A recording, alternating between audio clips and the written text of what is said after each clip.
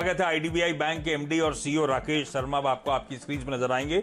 Hopefully Rakesh sir सब establish हो जाएगा, कांटेक्ट और बातचीत होगी। राकेश सर, एक बार ऑडियो चेक कर लिया जाए। आवाज आ रही है आपको मेरी? हाँ, बिल्कुल आ रही है आवाज, तो ठीक से आ रही है। अरे वाह राकेश सर, मैं कह रहा था जो पहला सवाल पूछा था मैंने कि Q4 का परफॉर्मेंस बहुत बढ़िया था। साल दर साल एनआई देखूं, क्यू ऑन क्यू देखूं, बढ़िया परफॉर्मेंस आईडीबीआई बैंक की तरफ से आता हुआ। ये मदद कहां से मिली सर? क्या ऐसा था कि आप बेस क्वार्टर में आंकड़े सबड्यूट थे इसीलिए जंप है, या कोई और वजह भी है? नहीं, ऐसा नहीं है। एक तो जो बैंक की ओवरऑल परफॉर्मेंस सभी क्वार्टर्स में लगभग सभी पैरामीटर्स में इम्प्रूव हुई है। हमारी नेट इंटरेस्ट इनकम भी इम्प्रूव हुआ है, और मेन ये है कि कॉस्ट ऑफ डिपॉजिट हम जो है अपन इसके कम कर पाए हैं। जो कॉस्ट ऑफ डिपॉजिट था 31/3 में 5.08 था, जो अब कम होकर 4.29 हो गया, और हमारी कासा प्रतिशत जो है बढ़ के 50.45% हो गई है। तो ये सभी परफॉर्मेंस ओवरऑल हर क्षेत्र में हमने परफॉर्मेंस को इम्प्रूव किया है। पर इसके साथ में ये भी मैं कहना चाहूंगा कि जो हमारे बहुत पुराने 20 साल पुराने कुछ इनकम टैक्स रिफंड के ऑर्डर्स पेंडिंग पड़े थे, जो हमने फॉलो करके जो हमें रिफंड मिला इस क्वार्टर में मिला, तो उसकी वजह से 1300 करोड़ की हाँ। इनकम वहां से आई। तो वो एक जो ज्यादा जंप है वो उसका है, पर अगर हम उसको एक्सक्लूड कर देते हैं तो भी हमारी नेट इंटरेस्ट इनकम में इम्प्रूवमेंट हुआ है। सो ओवरऑल सब इम्प्रूवमेंट हुआ है, पर ये जो ठीक है। हाँ। एकदम से जंप हुआ, ये 1313 करोड़ की एक्स्ट्रा ऑर्डिनरी इनकम आई है, तो उसकी वजह से ज्यादा इम्प्रूवमेंट हो गए। हाँ, अच्छा सब ठीक है राकेश सर, पर अभी भी एसेट क्वालिटी कंसर्न्स परसिस्ट करते हैं। अच्छा, कहने के लिए Q on Q gross NPS में आंकड़ों में इंप्रूवमेंट था, पर अभी भी 22-23% के आसपास के ग्रॉस एनपीएस पे खड़ा हुआ है। ये पुराना बैग एंड बैगेज कब तक छूटेगा? कब तक मीनिंगफुल इंप्रूवमेंट एसेट क्वालिटी में आता हुआ हम देखेंगे? आप लोग का इंटरनल आकलन क्या कहता है? देखिए, तो इस बात में मैं दो चीजें कहना चाहूंगा आपको। ये आप बिल्कुल सही कह रहे हैं कि जो ग्रोस एनपीए है हमारा, वो अभी भी 22% के आस है, 22.37।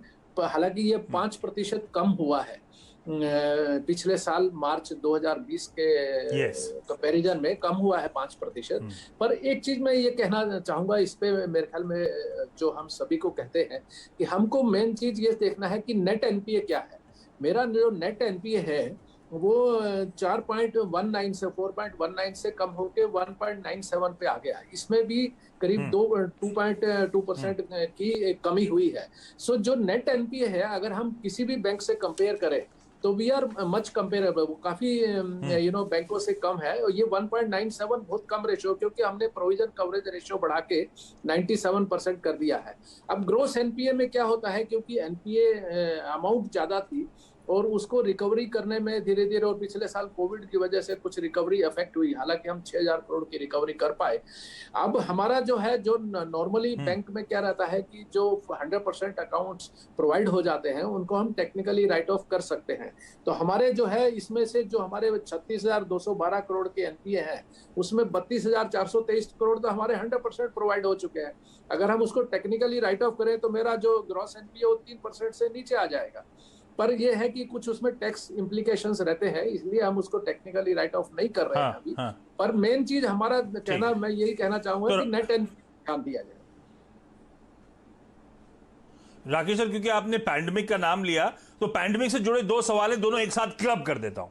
एक तो इस बार पैंडेमिक में क्या ऐसा हो रहा है कि रूरल डिमांड पे भी इंपैक्ट देखने को मिल रहा है? पिछले साल जब पैंडेमिक वेव 1 थी तो ऐसा नहीं हो रहा था। इस बार क्या रूरल डिमांड इंपैक्ट हो रही है? और दूसरा इसी के साथ कि अब अच्छा Q4 का परफॉर्मेंस देखने को मिला, लेकिन इस पैंडेमिक का मान के चलूं एक मीनिंगफुल इंपैक्ट, एक मीनिंगफुल डेंट इस Q1 की अर्निंग्स में बैंक्स में देखने को मिलेगा वापस? नहीं, इसमें दो चीजें मैं कहना चाहूंगा। एक तो जैसे अभी एग्रीकल्चर में जो मानसून की जो प्रोडक्शन है, वो सामान्य मानसून की प्रोडक्शन है, तो इस वजह से जी थोड़ा बहुत फर्क, क्योंकि अभी क्या हो गया है, ये जो वेव 2 है वो ज्यादा उसका सब अर्बन और रूरल एरियाज में पेनिट्रेशन थोड़ा ज्यादा हुआ है, तो कुछ इफेक्ट पड़ेगा। बट मुझे नहीं लगता कि ज्यादा इफेक्ट पड़ने वाला है इससे, कि जैसा आरबीआई ने भी अपने आंकड़ों में कहा। तो let us be hopeful, that is number one. Number two, जो आप बोल रहे हैं कि Q1 का परफॉर्मेंस, जैसे रिकवरी का जो हमारा डाटा अगर हम देखें तो कोविड से पहले भी मेरी 95% की रिकवरी परसेंटेज थी, जो अभी मेरा मार्च के में अगर हम देखेंगे तो वो भी 95% है। तो रिकवरी हम अच्छे से कर पा रहे हैं, तो इससे परफॉर्मेंस पे ज़्यादा खराब असर नहीं आना चाहिए। हालांकि हम काफ़ी सावधान हैं और पूरी तरह से असेस कर रहे हैं। दूसरी, जो आरबीआई ने अभी जो रिस्ट्रक्चरिंग का दिया, वो मेनली 25 करोड़ के लोन से नीचे और छोटे लोनों में ही राहत मिली है, रिस्ट्रक्चरिंग करते हैं। तो जहां थोड़ा बहुत अगर प्रॉब्लम आएगी भी, तो उसको रिस्ट्रक्चरिंग से कवर करके, तो आई थिंक ये पोजीशन कंट्रोल में रहेगी। इससे हमारा Q1 पे कोई ज्यादा इफेक्ट नहीं पड़ने वाला। अच्छा राकेश सर, मैं जानता हूं आप कमेंट नहीं करना चाहोगे, आपकी टीम ने स्पेसिफिकली बोल भी रखा था, लेकिन मैं नहीं पूछूंगा तो लोग बोलेंगे सवाल पूछना ही नहीं आता। अब आईडीबीआई बैंक खबरों में इसीलिए था क्योंकि कैबिनेट की तरफ से, सीसे की तरफ से नॉट मिली वो स्ट्रैटेजिक स्टेक सेल की। मैं उस पर नहीं जा रहा क्योंकि कब होगा, क्या प्रक्रिया होगी, वो सरकारी ऑफिशियल तब तक डिसाइड करेंगे। मैं जवाब अपने जितना मैं दे सकता हूं मैं आपके फ्रंट पे थैंक यू सर। पहला इसी में, क्या bank, I am sure bank employees resist करते हैं ऐसे मूव को, क्या bank employees have been taken on board और आर दे स्टिल रजिस्टिंग? और दूसरा, किस टाइमलाइन पे वर्क किया जा रहा है? मेरे ख्याल से वो तो कम्युनिकेशन आप जैसे बैंक हेड ऑफिशियल्स के साथ सरकार का हो रहा होगा। दो चीजें आपने पूछी। एक तो जैसे क्या हुआ था कि मैं आपसे स्पष्ट बताना चाहूंगा कि जब LIC में स्थानांतरण हुआ था, जब LIC में शेयर होल्डिंग ट्रांसफर हुई थी, तो तब काफी लोगों को ये मन में धारणा थी कि पता नहीं क्या होगा, अनसर्टेनिटी, अनिश्चितता की भावना थी। और उसी समय मैंने ज्वाइन किया था अक्टूबर 2018 में। तो मैंने जगह, उस समय तो कोविड की सिचुएशन नहीं थी, तो हमने जगह जगह पे जाके सब टाउन हॉल मीटिंग्स की और सब स्टाफ को उनको समझाया कि कुछ होने वाला नहीं है, बल्कि इसकी वजह से और बेटर स्थिति होगी।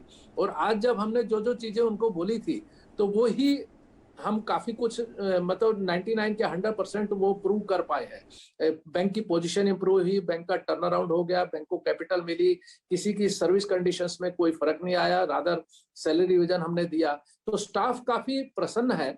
और उसमें अभी इसलिए ये जो दूसरा आ रहा है, तो उसमें भी हमने उनको यही कम्युनिकेट किया है कि ओनर कोई भी रहे, आप अगर अच्छा काम कर रहे हैं तो आपका परफॉर्मेंस इंप्रूव होता चला जाएगा और आपका बारे में हम चिंता करेंगे और आपका ध्यान रखा जाएगा। तो इसलिए ऐसा कुछ अनिश्चितता वाली स्थिति अब इस बार नहीं देखने को मिल रही, जबकि पहले थोड़ा था। अब वो काफी संतुष्ट है और खुश है कि LIC ने आके हमारे से जो शेयर होल्डिंग दी।